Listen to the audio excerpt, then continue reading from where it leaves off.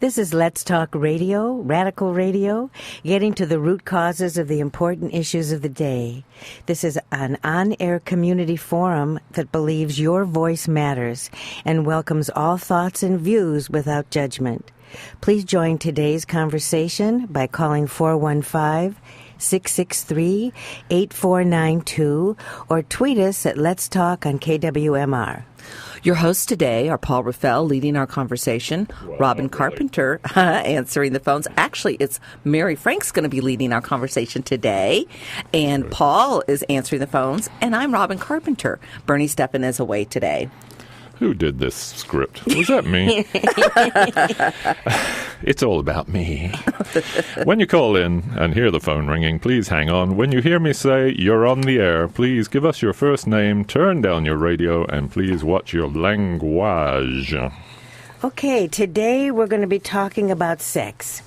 Asking, how did you lose your virginity? And what was it like for you? What makes a good lover? What advice have you or would you give your teenager about sex? Have you ever had an affair? Do you regret it? If not, why not? At what age does a person lose interest in sex, if at all? How did birth control change the sexual experience in America? How did it change it for you? Try to imagine if there were no birth control measures, how would that change your life? We're going to spend a few minutes on each of these topics to gain practical insight that we'll be sharing and asking our listeners to share their experiences. On a personal note, I came of age when in movies couldn't even show a married couple in bed with each other. Some of you may remember the Doris Day movies with a nightstand between the single beds. It was a fast and sudden shift to Woodstock and the celebration of free love for many of us. With the advent of the Internet, all kinds of information and sexual possibilities are available to everybody, including the rise of sexual definition as gender fluid and a greater tolerance of all kinds of sexual expression embraced by the millennial generation. So, I'm happy to go first. And let me tell you about how I lost my virginity and what kind of experience it was for me. I was 16 years old, totally programmed that this was not the thing to do. But I was crazy about my boyfriend, Joe Mignani, who was very skilled in amorous ways. Joe. And, you know, sex education then as in now is mostly limited. Whoops, I lost my, there we go. You're still on there. Okay. You're good. Which was, anyway, sexual education then as now was mostly limited to risk and danger. Nothing was supposed to be good or fun until you were married, which was a very difficult transition for a lot of women in my generation. Fortunately, Joe made it easy. He was so sweet and skilled, and I enjoyed it very much in the backseat of his car, but I died. It's an American classic. Yes, but I died 1,000 deaths until I got my period. I was so terrified of being pregnant. I actually plotted my suicide if I was going to be pregnant. That's how strong and severe the mores were of the time and the programming. So that part was unbelievably icky, but basically I reasoned with myself, how could anything that felt that good be that bad? So, anyway, Robin, you want to talk about your experience? I'm hoping someone please call in at 663-8492. So I think, you know, I'm just a little bit ahead of Mary, maybe about 10 years ahead of Mary in what was going on. Of course, I was in the Deep South where the social mores tend to... Age 6? Yes. But I was, you know, growing up also where, first of all, a girl's reputation was everything. If you ruined your reputation or you had a QR, questionable reputation, no decent person would marry you. A QR. A QR was like it. So if you would let somebody feel you up or things like that and anybody found out. So, and also, you know, for me, I think I had a lot of sort of romanticized views about sex and love, but I also had really strong sexual urges at an early age. And so I guess my first sexual experience was with a tree. So I was a tomboy, tree climbing kind of gal. So I think, thinking in terms of when I first discovered sort of the first orgasm I had or the first sexual experience I had, that's sort of the step towards inanimate objects were losing your virginity. Well, a tree is not inanimate. That's true. That's true. It's Don't talk about my tree that way.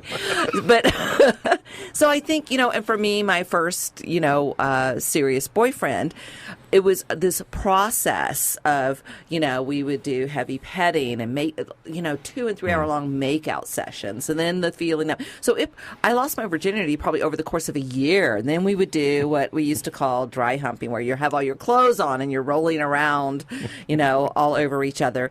And so it was sort of this slow and gradual process. And in a way, it was interesting because it was very, in doing so, you're discovering each other's bodies sort of bit by bit and piece by piece. And there's also this sense, which I don't think young people probably have today or anyone has today, of it's dangerous. You could get pregnant if you go all the way.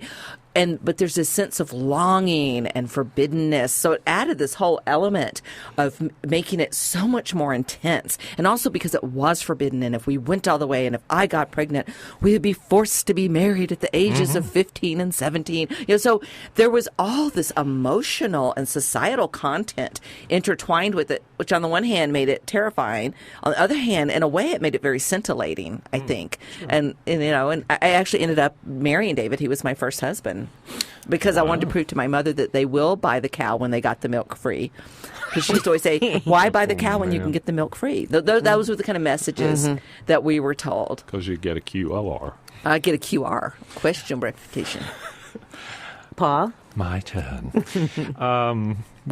So same thing. I discovered my body at an early age. And when it became obvious that I was enjoying myself by myself, my parents gave me a little booklet, which didn't help at all. It was English sex education at the time. 16, when I was first involved with the person that way, sexually, and she was in her 20s. It was a wonderful thing.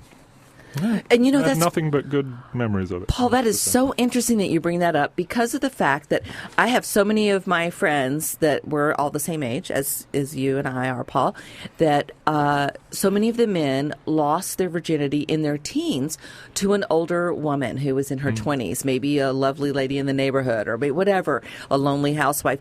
And they all have these fond memories of it. If that happens today, the woman is arrested for rape.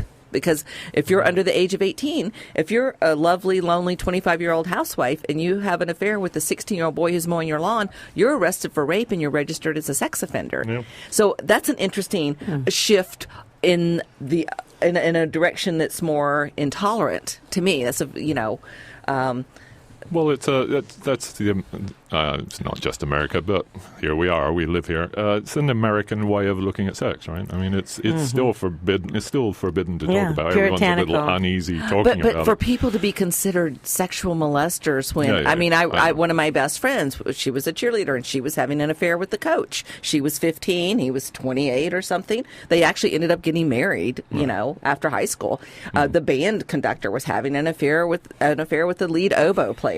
So there, but I wouldn't say that anybody was a child molester in those situations. Right. But now there's that whole thing. There's that whole thing with laws that one size fits all. So there are guys out there who molest young girls, and so anyone who has sexual relations with a young girl. Well, what do you think? A spider in my microphone. Good heavens.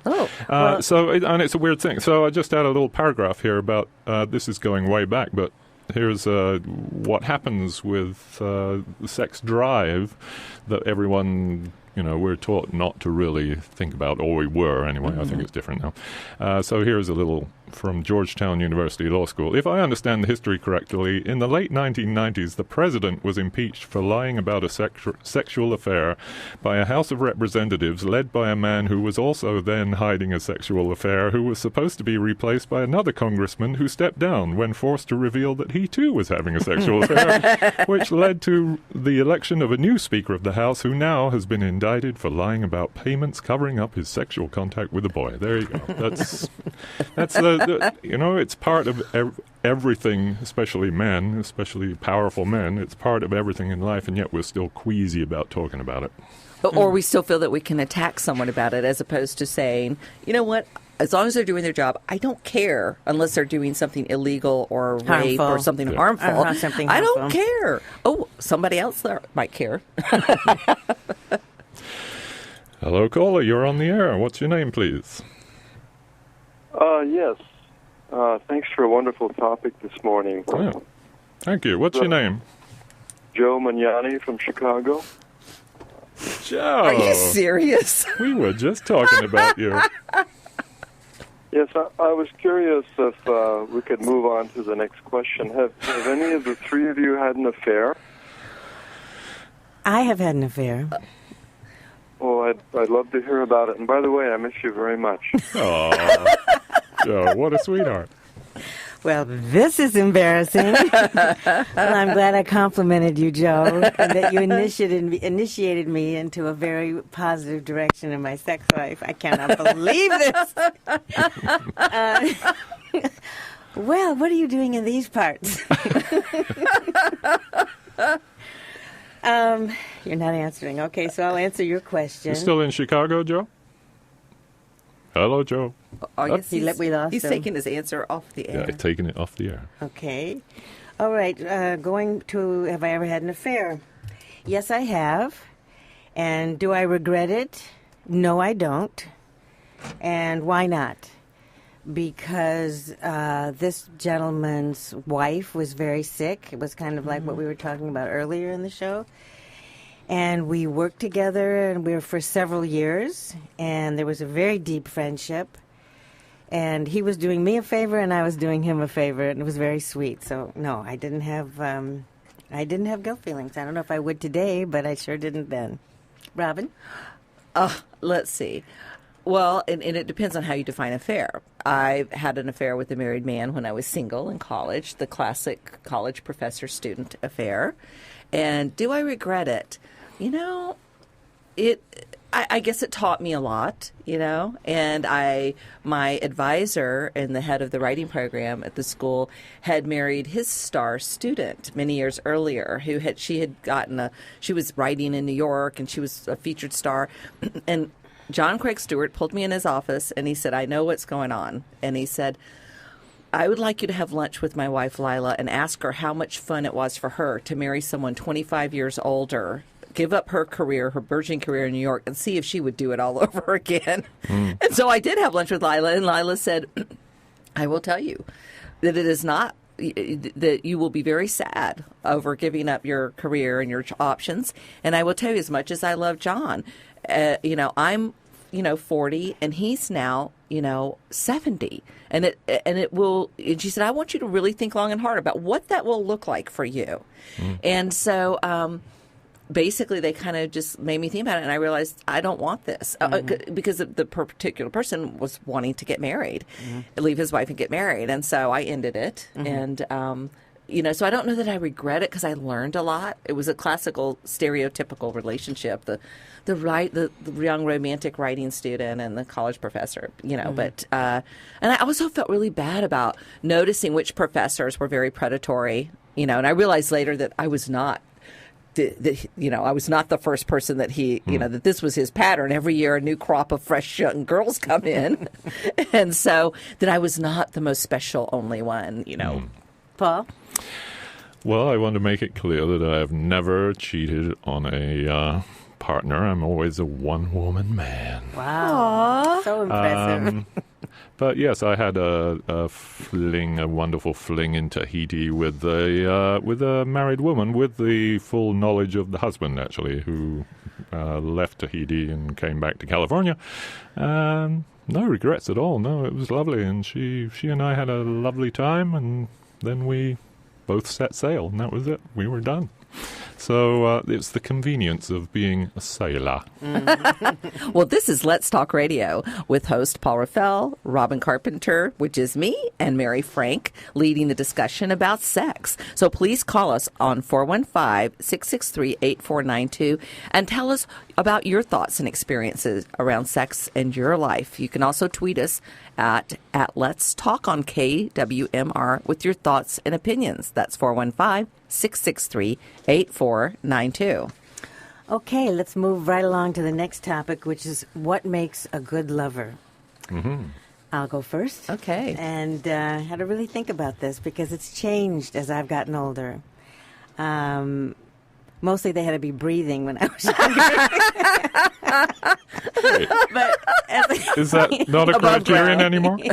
No, I think I'm a little pickier right now because I think communication is absolutely, you have to really care. For me, right now, a good lover is someone that you really love and who loves you, has a lot of respect for you. You have a lot of respect for them. They have a sense of humor. You have a sense of humor with them.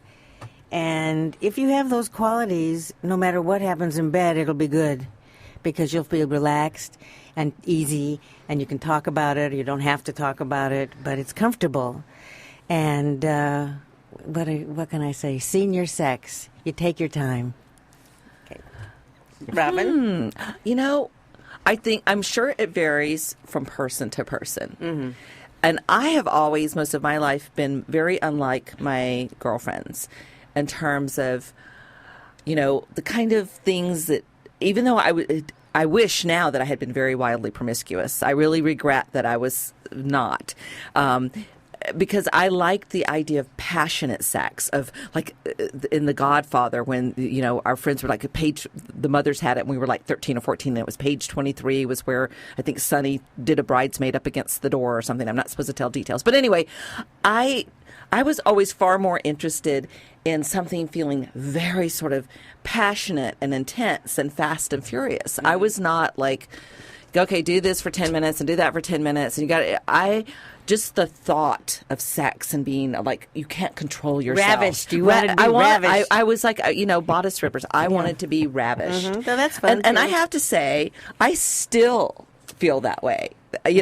But that doesn't really work that well for most men, after the first few times.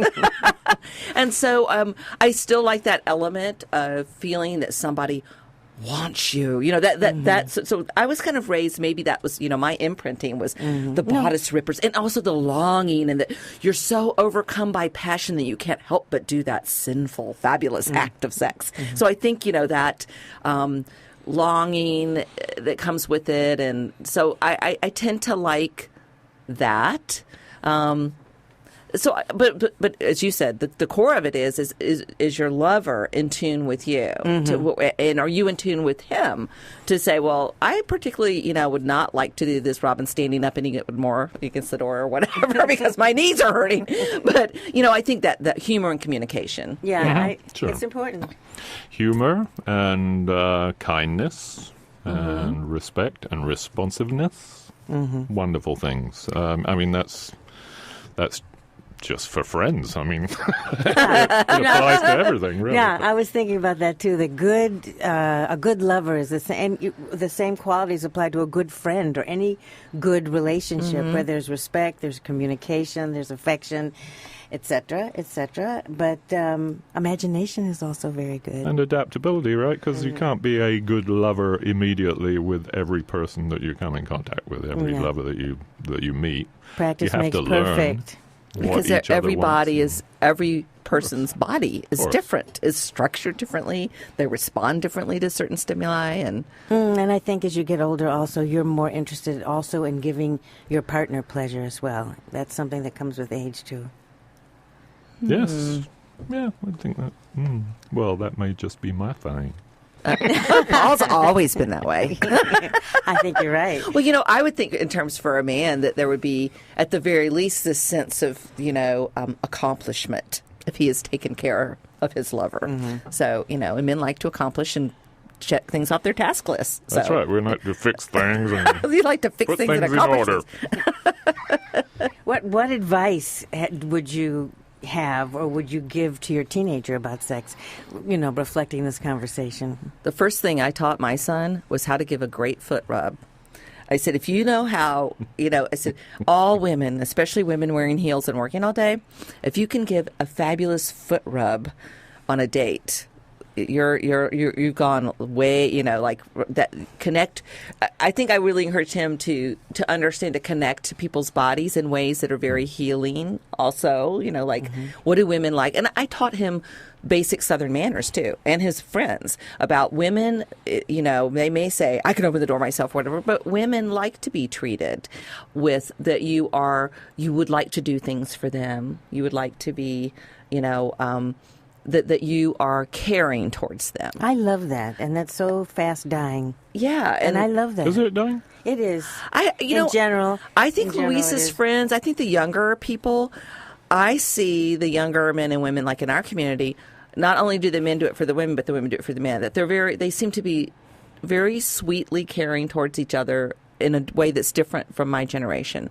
My generation had the manners thing, but I really see a genuine sort of protectiveness towards each other, the men to the women and the women to the men, that I think is very touching. I think this younger generation is kind. 20s and 30s? I'm talking 20s and 30s, and I find them to be very kind towards each other and very caring. And, we talked earlier about, millennials and Generation X and Y are having less sex and less partners. They seem more thoughtful. And they're more gender fluid too. You hear that a lot. I think part of that is because with the internet, you see so many different possibilities that there is a rise in tolerance with that, with of course the exception of what just took place in Texas. But in general, things are much more open and much more accepting because people see all the different possibilities. But I don't know. Yeah. I think I would say... I think that depends on where you live, though. That's true. I mean, if you're living... And the family you grew up in. If you grew up in a very strict religious family where homosexuality is forbidden or horrible or you would be exiled, then that's different. But I do find it fascinating that it's part of mainstream culture now, that gender fluidity. And I don't know if this is a little bit off topic, but I think, Mary, you and I talked the other day about the whole transgender issue, because when I was growing up as a very small child, I did not want to wear dresses. I wanted to dress as a boy. I wanted to be a boy. I thought it was a curse that I had been in another life a really jerky man, so God sent me back as a woman. I was all I wanted to do was fish and climb trees. And, I hated dolls. I did not want anything to do with female girly stuff. And I used to cry about, I wanted to be a boy. I wanted to do what the boys could do. And I think, what if I was growing up now, I had my friends call me Rob, so, I think, and I love being a woman. It took me a while to get comfortable. I think one of the reasons I rejected being female as a child was in the culture I grew up in. Women were either Scarlett O'Hara or Melanie Wilkes, and there were no really fun role models of a woman. But I think, what would happen if I had been born into a liberal family now in California? Would they have said, well, Robin identifies as a boy? And would I have suddenly been taking, Shiloh, what's in the pit? So what would that have been like? I mean, it was fine that I was a tomboy. I was allowed to be a tomboy, but I had to wear a dress at Easter. Well, I think even one of the concerns that I have with the way sex education is handled in this country is it hasn't changed.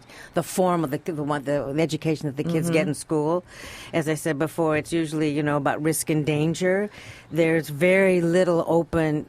I'm talking about in public schools in general, that kind of public education about sex. And it's, you compare it to like the Netherlands, for example, where it's very open and honest. And the communication also includes pleasure. That's important. Which is so important and so lacking in this culture that, responsible pleasure means less war. So is there a sex education in West Marin schools and public schools I think they do the sex education in the middle schools. I don't know about here in West Marin. I know Luis was in a private school. But actually, I had explained, Luis was so curious, I'd explained all the facts of life to him pretty much by first grade, like how the sperm enters the egg and then the shell collagen around the egg and no more sperm can come in and blah, blah. Oh. So, he told all his classmates and the parents called and thanked me that they felt like they were done. But I think we have someone joining us. We have a caller. Hi, caller. You're on the air. What's your name, please? Well, my name is Charles, and I had promised to call into the former Charles, show, and I just simply couldn't do it. I don't know. What was the last show about? I don't know. It's so long ago now. Hypocrisy. Oh, yeah. Sorry about that. Hypocrite.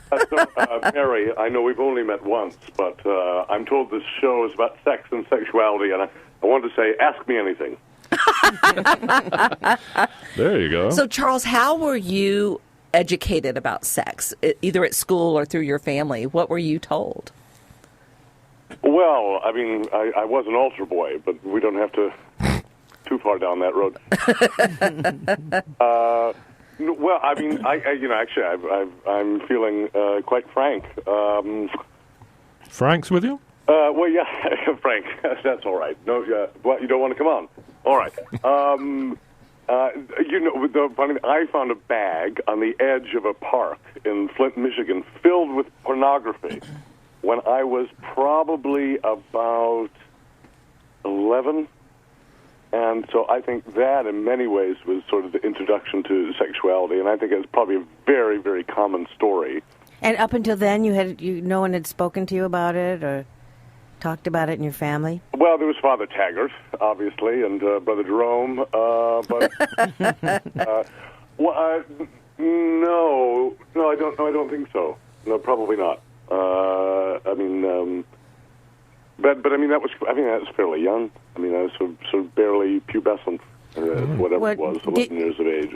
Did you hear our earlier questions? I'm afraid I didn't know. Okay, well, we started off with asking, how did you lose your virginity? Can you fast forward to that? It was March the 14th, an unusually warm day, and the sort of first day of spring, I think, and I'm sure I contributed to that. Probably about 1999. But I don't know. I mean, that sounds. I mean, Mary, you're asking me to reveal all. Well, you don't have to. Well, how old were you? We did. We just thought you might want to, but you don't have to. I was 31. Oh, please. No, well, I don't know. I mean, I guess I should be very forward. As Mae West would say about all-in wrestling, if he's all in, why wrestle? No, I don't know. Yeah, probably. I would have been about 16 years old, Mary. Yeah, I was too. A common thread. Yeah, so was Paul. We were all 16. Oh, I was 15. I was 1 year ahead.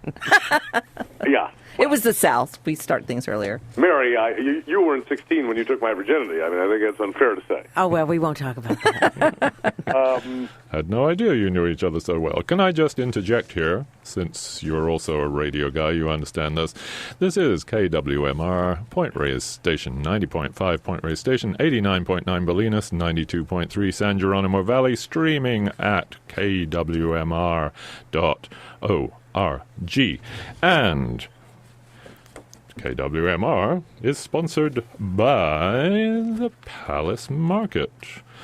Palace Market in downtown Point Reyes Station, offering produce, cheeses, wines, a full deli and meat department, and an assortment of natural health foods and supplements. And local programming is supported by our listener members and by Point Reyes Books, offering a wide selection of books, magazines, greeting cards, and author events. The bookstore offers gift certificates and special orders on the web at ptreyesbooks.com. That's PTREYES books.com. There you go. Back to the conversation. So, Charles. How dare you interrupt me like that, Rafael? I dare. It was Taucus Interruptus. Dorothy Parker called her parrot Onan because he spilt his seed on the ground. But our next question, maybe you want to participate in this too, is how did birth control change the sexual experience in America? Your opinion on that, and how did it change it for you? Well, I think... wait, there's a little bit... Hang on. There's another piece to it. Oh. Try to imagine if there were no birth control measures, how would that also change your life? Okay, go ahead. Well, I think that I would say that there's a great danger in our culture, which we'd like to remove the consequence from everything that we do. So we want fat-free chocolate and non-alcoholic beer. Well, I don't particularly want non-alcoholic beer, but sugar-free this, and we also want sort of consequence-free sex, which you can see why that makes lots and lots of sense, and I wouldn't disagree with people who practice birth control. But there is some problem there, which is when you take away the consequence of an action, you are also taking away its power. You're also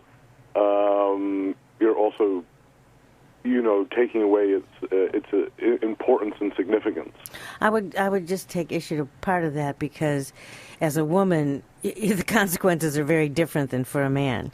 Nothing could be worse than an unwanted pregnancy or a pregnancy. That wasn't my baby. It didn't even look like me. Yeah, but see, that's the deal with that. Well, thank you so much. You're very... I have to say that one of the great benefits of being older and having a postmenopausal partner in my life is that birth control is a thing of the past. Yeah, that's one of the big perks of getting older, and nobody talks about that either. And also, I was coming up when I was 16. AIDS was not around. I mean, other STDs were around, of course, but mostly we didn't worry about dying if we had a sexual experience. But I have to say, to Charles's point, that it took away an element of intensity around sex when I went through menopause. The knowing that I could no longer get pregnant, which was always this sort of thing hanging out there because I had gotten pregnant before using birth control. So, but there is this, deeper sort of primeval part of yourself that, when I could no longer get pregnant, it did feel like a loss. It felt like a loss of possibility, a loss of intensity. And I've talked to a few other women friends of mine, and usually we don't say that to most people because they're like, oh, my God, it's so freeing, it's so great. But there was sort of a sadness and a loss of a piece of our sexuality, which for the most part we were fighting and birth controlling. But there was still letting go of that piece of the power of what sex can create. Sure. Did feel like a loss to me.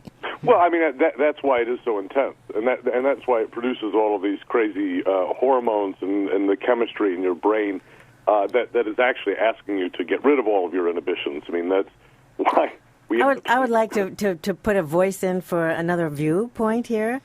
My experience and experience with many of my friends is that it was very sexually liberating. And what we lost in the possibility of having children, we gained in pleasure and connection, which is big. If you're not worried about getting pregnant, at least for many women, including myself, if you're not worrying about getting pregnant, it opens other possibilities. At least it has the potential of doing so. Oh, Mary, you old hippie. Yeah, you're right. I'm just an old hippie. Well, I mean, no, that consequence-free thing is fun, but it's very... what I'm saying is the reason your brain does the things that it does is because it's trying to encourage you to do something insane. Charles, it's really interesting because I don't, everybody teases me on my other radio show about I always have a way to bring my mama into this. And I didn't think I was going to bring my mama into sex today, but she's back. But she's back.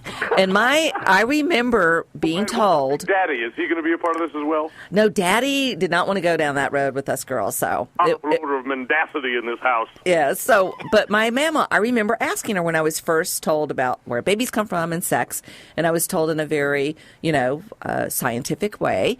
And then I asked her, I said, so I don't understand. There was a soap opera called As the World Turns. And on the soap opera, Dan had gotten Ellen pregnant and they weren't married and she was going to have a baby and it ruined everybody's lives. So I remember asking Mama, I said, so I don't understand. First of all, if not being married and then you have sex and then God gives you a baby, why is that bad? And secondly, why are people having sex before marriage if it's going to ruin their life. I don't understand. And I was maybe like 10. And she said, Robin, you don't get it. When you start to have your sexual urges, you would eat through a brick house to do it. She said, you will not. She said, you can't even begin. She said, it's like you haven't eaten for 4 days and somebody puts fried chicken in front of you and says you can't have it. You know, she was trying to describe like the power of the feeling that it will make you do something that would ruin your life. She said, the urges are going to be so strong. And that, you know, that's why, you know, and I remember her trying to explain to a 10-year-old, like, why I would do something that crazy and ruin my life. Well, you know, I had an Auntie Mame type figure in my life who we were talking about a woman, a friend who got pregnant and married in the most ridiculous relationship we'd ever seen anybody be in. And she turned to me and she said, well, you know, honey, when a woman is ready to have a baby, she's going to grab the first penis that walks by. And I found that to be no, but that's also true. It's also I'm very happy about that. Well, they say that when we're ovulating, very sensible women in my life. Somebody groped in the studio. Paul, you just said thank you. You sounded very pleased. Oh, gracious. Well, Miss Frank. Yes. I sense that you have not been pleased with my answers, but is there anything else that I can No, I've been very pleased. I'm so happy that you wanted to participate. I have no objection. I don't agree with everything, but that's my right that's and the point privilege. Of the point of the show. And well, let's see. Let's go with it. I'm going to go down the list here. Do you want to stay on for another question, Charles? I'm a desperately lonely man, yes. Okay. Well, this is actually okay. Very single. All right, let's see. No, this is another question. At what age, if any, does a person lose interest in sex, if at all? Well, I mean, actually, I think that good. You ought to have some kind of perspective and control on your own sexuality. I mean, because here's another contradiction. I mean, we want this idea of the sort of free and libidinous and spontaneous sexuality. At the same time, we would have a huge problem with rape and sexual assault in the country, and there is a very dangerous, and fuzzy line between those two attitudes towards sex. So I think that I'm thrilled that I'm not 19 anymore. That would be ridiculous. And at 33, I am quite pleased not to be running after every sort of sexual interest that comes to me, so to speak. I don't know if there's a specific age, but I think you have to have control over your sexuality. You have to have some discipline, which is against the whole sort of tableau or whatever you want to say of what we think of as a sort of free and open sexuality. Discipline is an important part of it. Really important part of it. But also discipline goes against Mother Nature. Mother Nature does not want us to have discipline. She wants us to succumb to our hormonal fluxes and flows, and so that's the other thing you're fighting. That's why you're able to breed at any time. Well, that's what civilization is in some way. Well, it was very interesting when the pill came out in the 60s. Was it 60s? I think late 60s. Late 60s. It changed everything. And, for all the women who were struggling to make the leap from being the Vestal Virgin to, enjoying their husband in bed, which was difficult for many women, all of a sudden you could experience more sexual freedom. But with that, having sex became almost like a political act in those days. Mm-hmm. But it was also, I think, the beginning of just say no, because, how the women seemed to be out of control. And so there were new puritanical forms brought into our world as a way to control women. I also saw, and because Charles is not of an age to have seen, you young thing, to have seen what it was like to really have no decent birth control, to having the pill. Although the younger generation now, the pill is not, you have to use condoms or some kind of barrier method for STDs. Health, yeah. But or AIDS. When the pill came along, there was also this incredible pressure from men, because it's like, well, aren't you on the pill? And if you're on the pill, and it's free love and free sex. So if you were in a community that was more liberal or more hippie-ish, and you didn't want to have sex with everybody, you were considered to be a prude. And so I felt that there was that level of pressure among sort of the group of friends I had in college, that any of the girls that were saying no, there was something wrong with you. We have the pill. Why are you saying no? Yeah. Well, my experience in those days, because, I was very active politically in very, very radical politics. And as I say, having sex was like a political act at that point for women. But here again, pleasure wasn't put into the equation. Yeah. And what a loss. And it's still a loss. Really, you're having sex for the sake of having sex. Not for... I had sex with some women for whom it was a political act. I think they were Native supporters. I mean, it was... Anyway, I think that's right. I mean, I think that all of these things, and this is a sort of, we're getting into another issue here. I remember Germaine Greer saying that, women could have marched until their feet fell off before they got, any kind of movement on civil rights, et cetera. Her view was that was all about corporations wanting to get women into the workplace to lower wages and to break union control, et cetera. And I think that's right. I mean, I think that the women that lived through the 60s and 70s that I've talked to, some of them say it was absolutely abusive. Freedom was a way of men saying that, again, that discipline that you need to have around your own sexuality shouldn't apply. I agree. We're just now starting to address these issues in a more healthy way. It's taken all that time. I want to thank you so much, Charles, for calling in and letting us quiz you about sex. We really appreciate it. I'm sorry, it always ends too soon. Well, thank you. It was long enough to make us all three happy. It wasn't good for you, Charles. It was good for us. I just want to remind everybody that this is KWMR's weekly Let's Talk call-in show with co-host Paul Raffel, Mary Frank, and me, Robin Carpenter. To join our conversation about sex, please call us at 415-663-8492. That's 663-8492. So there's a lovely quote from Steve Martin. I believe that sex is one of the most beautiful, natural, wholesome things that money can buy. I agree. That's a great line. Hi, caller. You are on the air. Welcome to Let's Talk. What's your name, please? This is Colleen calling. Colleen, hello. How are you? Well. It's very warm in the studio, and I think it may be something to do with the topic. So yeah, I just raised in Denmark. They were fairly open about sex, and I remember my mom basically talking to us about it at a very, very young age. And I just want to share a funny little story. When I was probably about 10 or 11, my girlfriends and I, we had a home in the country, and we would get up and it's my favorite plum tree, and we would all sit in the plum tree and basically masturbate. And, whoever came first we'd have a good laugh about that. And, how healthy. Yeah, and so that was kind of my first sexual experience was probably around 10, 11, something like that. And it was just very kind of accepted and normal in my family. So that's nice. So maybe that's considered one of the happiest countries in the world. Maybe. Yeah, that's part of it for sure. I mean, the Danes, the thing about Americans are being really crazy. This whole sex thing, and how bad, even, when our dear President Clinton had his little thing, I mean, what's the big deal? Okay, it's his private thing, It's between he and his wife. It has nothing to do with the rest of us. And, the Danes thought that America was really, crazy for making it such a big deal. It's that Puritan ethic still lingering in so many ways. The previous question was, at what age do people lose interest in sex? What do you think about that, Karen? If they do. If they do. And if they do. I don't. I think it's up to the individual. I mean, we know our dear Donna. She was, Dear Donna. She was old. Yes.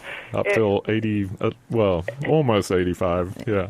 Exactly. So I think, things change. I think it's more about the intimacy. But, I think it, as long as you enjoy it, go for it. Yeah, if you're healthy and it feels good, do it. Exactly, yeah. So, anyhow. Thank you, Corinne. That was a wonderful tale. Yeah, thank you. Well, I think of in Germany, the German nursemaids, if the babies were cranky, they would masturbate the babies. I've never heard that. Yep. I mean, I don't think they go to orgasm, but it would feel good, that kind of thing. Interesting. That kind of openness. Yes. What was that? There was a great anthropological book about the Australian Aborigines, and they would diddle the girls and boys in the circle around the fire just to keep them happy. Yeah, and that's very much like the bonobo. Make them sleep now. The bonobo monkeys. They use sex and masturbation to reduce tensions. When fights come up or tension comes up, they immediately stop what they're doing, and everybody takes care of everybody. And I mean, I just would love to see that in a boardroom. Suddenly, a fight breaks out, and everybody just takes their clothes off. And I'd like to see it in Congress. That would solve a lot of problems. Oh my God! Mary, that's such a bad image to me. Well, it's interesting, thinking about, one of the things that Donna, Paul's former partner, talked about in relationship and thinking about libido or losing libido, or especially if you've been with the same partner for a long time, having appointment sex, making sure, Donna always called it Sunday sex, making sure that once a week, whether you wanted to or not, that you would set aside time and have sex, because it still releases those bonding hormones. There's a level of, when you're living with someone and being with someone day to day, having that level of bonding hormone between the two of you makes you less cranky, makes you less irritable, makes you feel more loving. Just Mother Nature's way of making you more loving to your partner, because you're bonded, because they're helping to bring those wonderful hormones up in you. Yeah, she was a great proselytizer for Sunday sex, I have to say. It was wonderful. If all Americans would have sex on Sunday instead of going to church, we might be happier. It's a different kind of church, isn't it? But physical pain too. All those endorphins, for a little while, your pain goes away. It's It's this a break. Well, it's a transcendent moment. It's interesting because I don't know that you had it on the list, Mary, but also talking about how do people deal with when in a couple the libidinal desires are very, very different. And I know that growing up, we were really taught by the culture that all that men think about sex every 1.5 seconds. So women think about sex twice a day. Right. And so I always felt really bad because, except for a few partners, I always wanted sex more than my partner did, and I always thought that it made me feel bad about myself, that there was something wrong with me.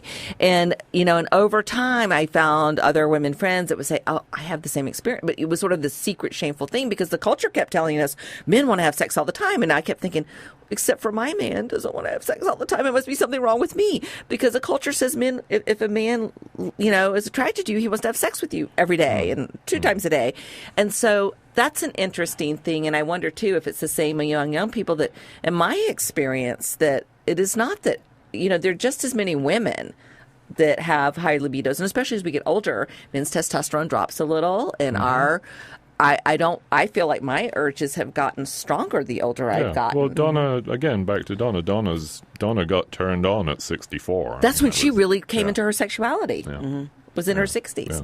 So it's an interesting thing, because the culture tells us, oh, men just want to have sex all the time and women don't, so you have to lure them into the... I think that's just a complete falsehood. It's a myth. It's a myth if you look at nature. I mean, there's a reason why women are the ones who are capable of having children.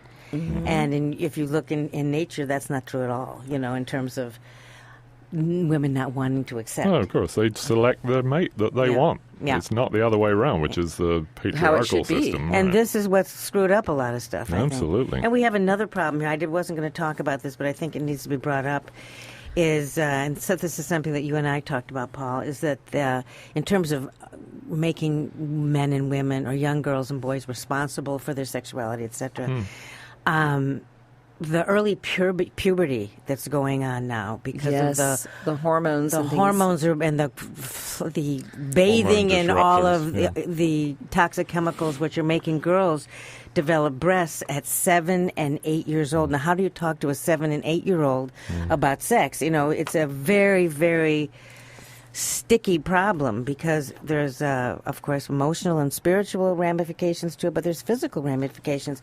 When a young girl starts developing like that, her bones don't develop in the same way. It shuts down the development of other things. And This is a huge problem. Yeah, the huge. Chemical load in the environment is changing and it's also, so many things. It's impacting the young men in terms of young men are having higher issues of infertility and low testosterone, and developing breasts themselves because of all the BPA's. I may have been breastfeeding my baby and feeding all organic food, but I didn't realize that in his cute plastic lunchbox or in the water bottles I kept in the car for us, he was getting dosed with BPA. So there's an We'd actual... better get used to transgender people because but here they come. Be more and more. Yeah, my friend chemically induced. Beth Greer just wrote that article, "Boys with Boobs." Did you see it in Huffington Post? This is a huge issue. So maybe all of these sexual experiences that we all went through are going to be a thing of the past because people are changing so dramatically from this toxic overload. Yeah. So Murray Seward, of course, wrote an email before the show, and his last question is, we have time for the last question, I think. Maybe the hidden issue here is the question, how do you keep sex with your partner fresh and interesting rather than routine and boring? Pick the right partner.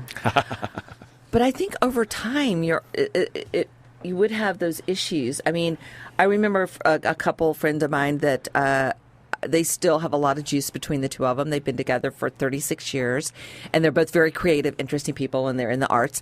But they look forward to vacation sex. So that's their time that they really fall out of kind of rote mode. So that's their thing, is they try to make sure they have at least 2 vacations a year where they're in a different locale, their whole schedule's different, they're relaxed, they can have wine at lunch, and that's when they really, go to town. So they look forward, so they have those fond memories in between the vacations of, that was such great sex, and they don't require themselves to be having sex at that level in their day-to-day lives. Do they actually go to what you would think of as exotic locales, or do they go to like Flint or no somewhere where it would really be a challenge?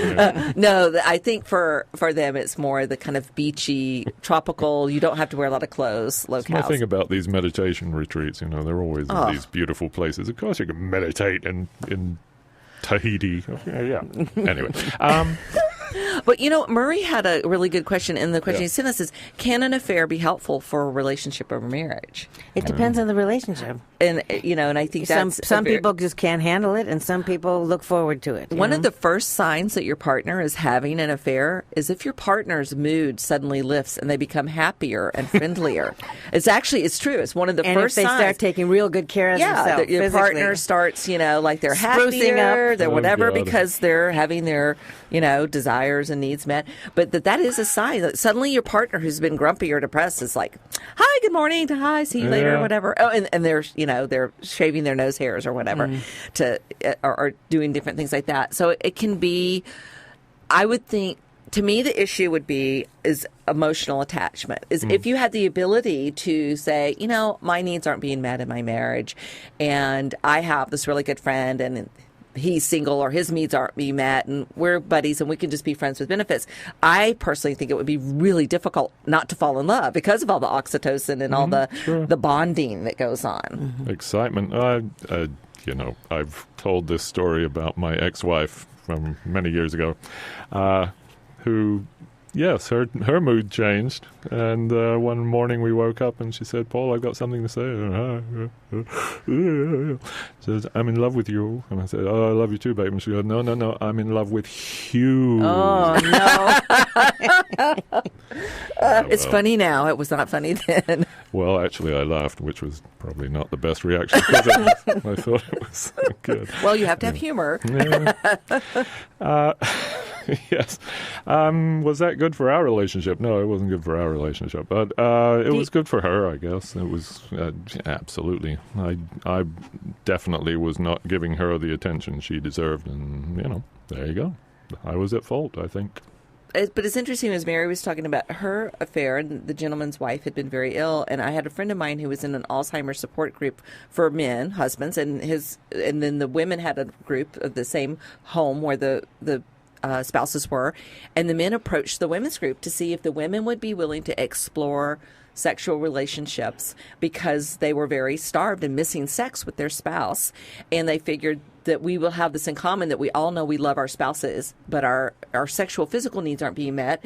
And we don't want to be unfaithful, but here's a way that maybe we can be sort of comrades in this.